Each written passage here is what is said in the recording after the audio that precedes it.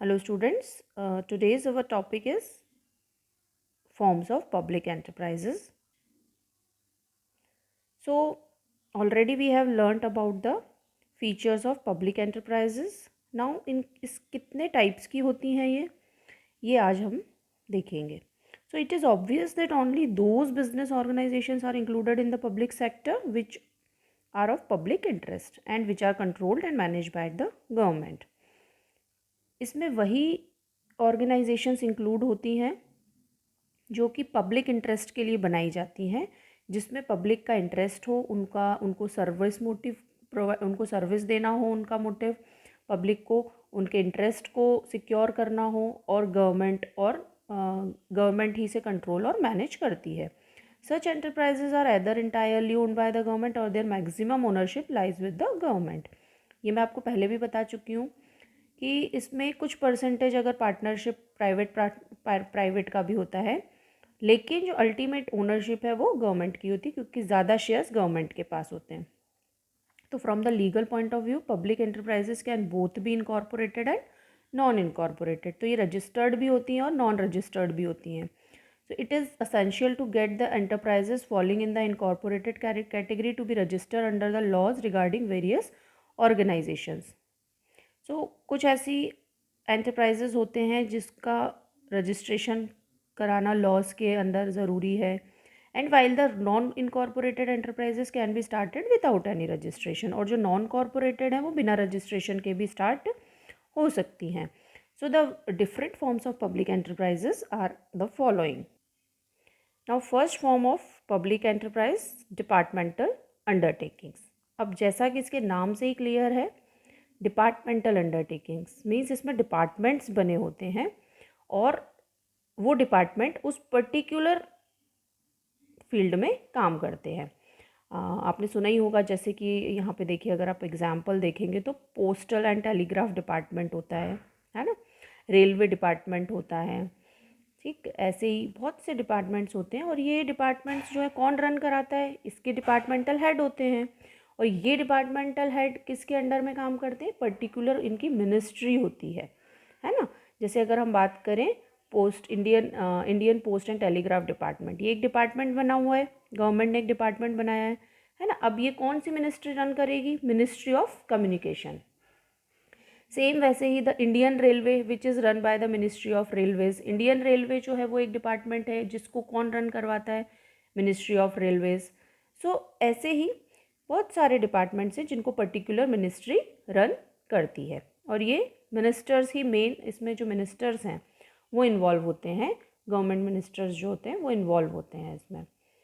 So this is the most popular form of managing the public enterprises. These enterprises are necessarily fully owned and controlled by the government. अब इसमें पूरा control जो है और जो ownership है वो गवर्नमेंट की ही होती है. इसमें कोई परसेंटेज प्राइवेट ओनरशिप का नहीं होता है, प्राइवेट की कोई ओनरशिप इसमें नहीं होती है. ये पूरा कंट्रोल इसमें सेंट्रल, स्टेट और लोकल गवर्नमेंट का ही होता है. इसका मतलब है government, and their management and control are with the ministry concern. जैसा अभी मैंने आपको बताया कि इंडियन रेलवे को मिनिस्ट्री ऑफ रेलवेज रन करवाती हैं, ऐसे ही मिनिस्ट्रीज बनी होती हैं. And the secretary of the department is its chief executive officer. और जो सेक्रेटरी होते हैं इस डिपार्टमेंट के, वो होते हैं chief executive officers who works under the guidance and control of the ministry. जो किसके अंडर में काम करते हैं, मिनिस्ट्री के. इट मीन्स कि डिपार्टमेंटल हेड जो होते हैं, वो पर्टिकुलर डिपार्टमेंट का जो हेड होता है वो होता है चीफ एग्जीक्यूटिव ऑफिसर, और उसको कंट्रोल करती है वो ministry. Every year it's budget is prepared and government approval is obtain. अब इनको चलाएंगे कैसे जब तक फाइनेंस नहीं होगा, और जो फाइनेंस है वो कैसे आता है, इसका गवर्नमेंट बजट में इनके लिए फाइनेंस होता है. तो a report regarding the activities of the enterprise is prepared and send to the parliament. अब ये जो एक्टिविटीज़ होती है इसकी रिपोर्टिंग भी तो ज़रूरी है. तो इसकी जो रिपोर्टिंग है वो कहाँ होती है, पार्लियामेंट में, स्टेट असेंबली में. वहाँ पे इसको देखा जाता है कि किस तरह से साल भर ये जो है वो, या जब भी वो असेंबली होती है वहाँ पे पार्लियामेंट में, तो देखा जाता है कि किस तरह से काम हो रहा है, नहीं हो रहा है, क्या लॉस हो रहा है, क्या प्रॉफिट हो रहा है, इस टाइप से। So the minister concern with the department organisation is accountable. अब वहाँ पे जब पार्लियामेंट में इसका डिस्कशन होता है लॉसेस और प्रॉफिट का, तो उसको कौन बताता है? उसको मिनिस्टर जो होता है। मैंने बताया ना आपको, मिनिस्ट्री रन करती है पर्टिकुलर, तो रेलवे मिनिस्ट्री ऑफ रेलवे जो मिनिस्टर है वो अकाउंटेबल होगा, वो आंसरेबल होगा कि क्यों लॉस हुआ, क्यों प्रॉफिट हुआ, वो बताएगा। So the minister concern with the department organisation is accountable for the success और failure of the department. Obvious ही बात है, वो रिस्पॉन्सिबल है क्योंकि वो पर्टिकुलर मिनिस्टर ही चला रहा है उस डिपार्टमेंट को। The form of the departmental organisation of public enterprises established as public utility service. ये जो डिपार्टमेंटल ऑर्गेनाइजेशंस हैं पब्लिक एंटरप्राइजेस की, ये इस्टेब्लिश ही होती हैं पब्लिक यूटिलिटी सर्विसेज के लिए। So in India the chief enterprises establish in the form of departmental enterprises. तो ये जो चीफ एंटरप्राइजेज हैं, मेन एंटरप्राइजेस, ये इंडिया में डिपार्टमेंटल एंटरप्राइजेज होते हैं। जैसे the Indian post and telegraph department which is run by the ministry of communication, the Indian railway which is run by the Ministry of Railways. Similarly, the All India Radio, the Doordarshan, telephone services, ordnance factory, etc. are the examples of departmental organizations. Now, what are the features? I hope ये जो आपको concept है clear हो गया departmental undertaking का. What are the features of departmental undertaking? So, the first feature is formation. अब मैं आपको पहले ही ऑलरेडी बता चुकी हूँ और we can understand that these are formed by the government department, by the government departments होते हैं ये, और इन्हें फॉर्म कौन करता है? गवर्नमेंट करती है।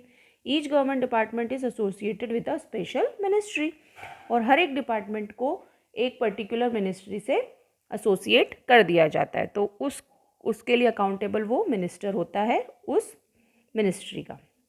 ना ओनरशिप किसकी होगी? अभी बात की हमने, कंपल्सरीली है गवर्नमेंट की ही होगी। मैनेजमेंट भी इसका जो मैनेजमेंट है वो कौन करेगा? जो मिनिस्ट्री है, concern ministry. Railway, Indian railway जो है वो, उसको कौन रन करेगा? उसको कौन मैनेज करेगा? Ministry of railway. So the secretary of the department is their chief executive officer. अब इसका जो सेक्रेटरी होता है वो कौन होता है? Chief executive officer. Now financing, जो मेन होता है, चीफ एग्जीक्यूटिव मीन्स जो मेन, द फाइनेंसिंग अभी मैंने बात की, जनरल इसका बजट होता है, government done by the government through general budget. They have no right to borrow from public से कुछ नहीं लिया जाता है, गवर्नमेंट ही बजट पास करके इनको देती है, पैसा फाइनेंस करती है। They draw money from the government treasury. अब गवर्नमेंट के पास भी अपनी ट्रेजरी होती है जहाँ से कि डेली एक्सपेंसेस के ये वहाँ से पैसा ले सकते हैं। और इसकी जो इनकम है, इन पर्टिकुलर डिपार्टमेंट से इनकम भी तो होती होगी ना, तभी तो ये रन कर रहे हैं, तो वो भी वहाँ से ही डिपॉजिट की जाती है। उसी गवर्नमेंट ट्रेजरी में पैसा डिपॉजिट भी किया जाता है और वहीं से निकाला भी जाता है। अपॉइंटमेंट्स, अब जो इसके अपॉइंटमेंट्स है, यहाँ पे जो लोग काम करते हैं, वो जो अपॉइंटमेंट्स हैं वो एग्जाम्स के थ्रू, जैसे अगर आपने सुना होगा कि the appointment in these undertakings are made through the union public service commissions, UPSC, and staff selection board, SSB. So these departments में have their own staff selection board. ये इस तरह से सिलेक्शन किया जाता है। For example, railway service commission is form by the railway department. अब railway में अगर कुछ लोगों को लेना है तो रेलवे डिपार्टमेंट ने अपना कमीशन बनाया है, that is railway service commissions. और आपको पता है इसकी प्रॉपर प्रोसेस होती है, एग्जाम्स के बारे में आप सुन चुके हैं। So the employees of the departmental undertakings are the government employees. जो एम्प्लॉयज़ होते हैं डिपार्टमेंट अंडरटेकिंग के, वो होते हैं गवर्नमेंट एम्प्लॉयज़, उनको गवर्नमेंट एम्प्लॉयज़ बोला जाता है। नो सेपरेट, आपको पता है जो लोग रेलवे में काम करते हैं वो गवर्नमेंट एम्प्लॉयज़ होते हैं, जो पोस्ट और टेलीग्राफ डिपार्टमेंट में काम करते हैं वो गवर्नमेंट एम्प्लॉयज़ होते हैं। तो जो भी इन डिपार्टमेंट्स में काम करते हैं वो गवर्नमेंट एम्प्लॉयज़ होते हैं। नो सेपरेट एग्जिस्टेंस, अब इसका सेपरेट एग्जिस्टेंस से मतलब ये है कि जो इनकी जो एग्जिस्टेंस है वो गवर्नमेंट की ही एग्जिस्टेंस मानी जाती है। इसको गवर्नमेंट से अलग नहीं माना जाता है। ऐसा नहीं कि गवर्नमेंट अलग है और ये डिपार्टमेंट अलग है, जैसा कि हमने कंपनी में पढ़ा है, कंपनी अलग है और उसकी जो ओनर्स हैं वो अलग है। नहीं, इसमें जो गवर्नमेंट है वही लायबल है। सो इसमें जो प्रॉपर्टी है वो किसी भी पर्टिकुलर डिपार्टमेंट के या उन लोगों के नाम पर नहीं होती, गवर्नमेंट की ही होती है. So they can not file any court case against anyone without the permission of the government and nobody can sue them. सो इसमें जो भी लोग काम कर रहे हैं ना वो किसी के अगेंस्ट बिना गवर्नमेंट की परमिशन के केस कर सकते हैं और ना ही कोई उनके ऊपर, जो लोग यहाँ पर काम करते हैं उनके ऊपर कोई केस कर सकता है, क्योंकि ये सेपरेट एग्जिस्टेंस है जो कि अल्टीमेटली गवर्नमेंट है. Administrative autonomy. अब इसमें एडमिनिस्ट्रेशन की जो ऑटोनॉमी है, फ्रीडम है, वो कैसी रहती है. They do not have any administrative autonomy because they are in the form of government department. There is regular political interference in their operation. यहाँ पे बहुत ज़्यादा फ्रीडम नहीं दी जाती क्योंकि ये पूरा गवर्नमेंट के थ्रू चलता है और इसमें पॉलिटिकल इंटरफेरेंस होती है क्योंकि इसमें मिनिस्ट्री इन्वॉल्व है.